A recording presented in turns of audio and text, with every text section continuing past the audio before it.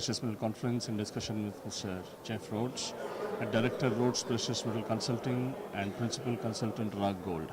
How are you doing, Mr. Rhodes? I'm very good, thank you. Let me ask you primarily, you have been there right from the first day onwards of organizing of this Dubai Precious Metal Conference. I have, yeah. What have you seen the conference growing, and how has it been for so many years? It's evolved nicely over the 8 years, and there are many changes. I think perhaps the biggest change is the competition, actually, because it used to be that the Dubai Precious Metals Conference was really the only event in this part of the world. Now, of course, we have a number of events in India, and you have Singapore and so on and so forth. But I think Dubai, the DPMC, has a very special place in the hearts of the market. And this year I'm really encouraged. I think the level of participation, the number of people here, I think it's really encouraging for the future.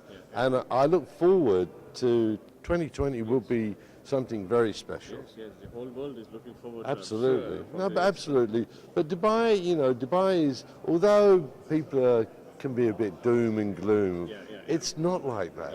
I've lived here 22 years and I've seen the cycles come and go. The one thing about Dubai, it's so entrepreneurial. They will always find a way. And the gold souk, remember when they imposed 5% VAT, everyone thought it was the end of the world. Now no one talks about it, right? And if you go to the gold souk, it's packed. Yes. It's packed. Yes. Honestly. Maybe better than the last year. It is. I would say it's much better than last year. And of course, for me, I think the outlook for this conference, so looking back on the last 8 years, I think developed over those years. Looking forward, I think the outlook is very positive indeed. That's right. Fantastic. So tell us something, given the socio-economic movement worldwide in the Americas as well as the Chinese economies and the geopolitical movements in the Middle Eastern region, all well, which are the economies which you think that the trade should look forward to in the next fiscal? Well, in terms of UAE? In terms of, yes. Yeah, no, definitely. I think at the moment there's a delegation in Panama. Okay. And I think connection between the Middle East and South America is a very good one.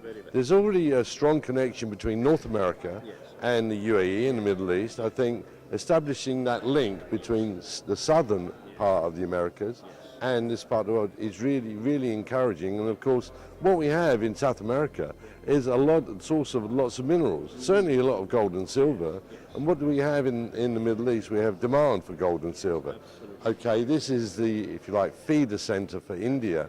But I think that connection between South America and the Middle East is really encouraging. I think that's going to grow over time. Very well, very well. Sir, do you think that there is a kind of a gap that prevails between the mining economies and the retail in terms of the fine gold that's finally gets into the stores? No. If yes, if no, why? No, look, I think what's missing is the chronology, if you like, the DNA of that gold. And one of the things that we're finding is that blockchain is coming to fill that gap. So you're right to identify the perceived gap. The gold is, let's say, if it's large-scale mining, that's easy.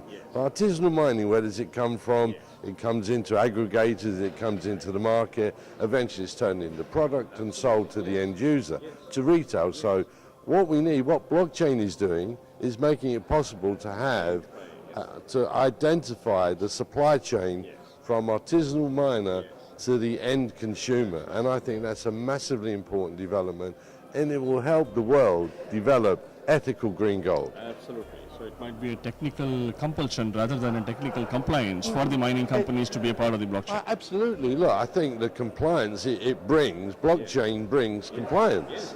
And I think this is where technology brings a massive benefit for our industry. So panel session on new technology was very good, and I think new technology is the way forward. So what we're doing here in Dubai, we're aligning the old style way of doing things in the gold souk with the haggling and so on, but knowing that the gold you're buying is ethical, and that's the key.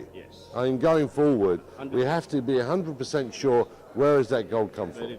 And I think that's a major development for Dubai and the rest of the world. Very true, very true. So quickly, maybe a word of advice or something for the miners. Should they really start working on credit?